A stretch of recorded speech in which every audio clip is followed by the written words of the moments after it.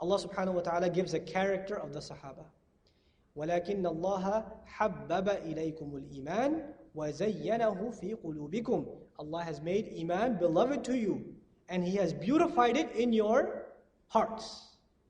He has beautified Iman in your hearts.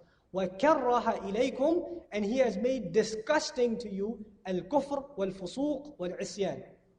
Disbelief, rejection, corruption, and disobedience to Allah. He has made those disgusting to you. So the true believer is one, when he sees haram, he doesn't say, astaghfirullah, I really want to do it, but I'm not going to do it. He says, astaghfirullah, I'm been sent by Allah to get rid of this. He hates it. He's not tempted anymore. That's when you reached Iman. When you're not tempted by evil, you're actually disgusted by it. That's Iman.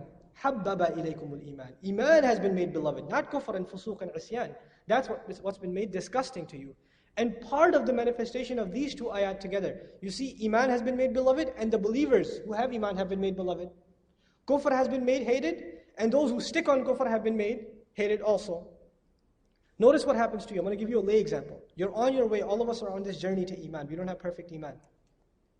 But you know, for the men here, and you're all men, I'm not going to say boys or guys, you're men. Before you turned to the deen and you were partying in high school or whatever, right? You don't have to tell me. I know. Maybe you were attracted to some non-Muslim women, or the way they dressed in the kafir way, in the fahsha way. But when you started turning to Allah's deen, you know what happened? They look ugly. And the sisters that are covered and wearing hijab and you don't see anything, they're the most beautiful thing you ever seen. Like, how did that happen? Allah beautifies Iman. They don't see any beauty in it. You say, what do you get to see, man? Right? But we see beauty in it. We're mesmerized by it. SubhanAllah, she covers. I've never even seen her face. I want to marry her. Why?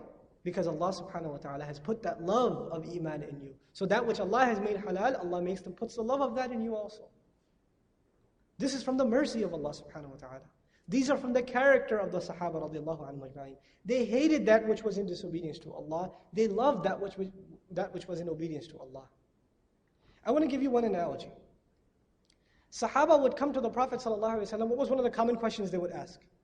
How much should we spend? What was another question? What can I do to get to paradise? How many hadith you find? What can I do to get to paradise? How can I get away from the hellfire? How can I protect myself from the Dajjal? How can I, serve Allah better? Tell me something that will save me.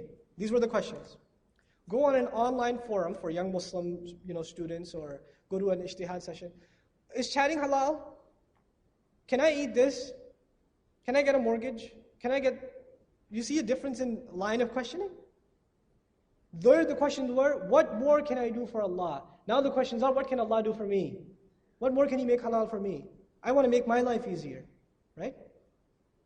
How can I make this into paradise? The Sahaba were asking, how can I make the next life paradise? There's a difference of a paradigm. I would give a talk on, sacrificing, giving in the way of Allah. At the end I'd get a question, brother, do I really have to have a beard, or is it okay if I shave? Why? Even if I answer that question, it's not the matter that, we shouldn't get into fiqh discussions. But the line of questioning represents something in your heart. You don't ask about something you don't care about.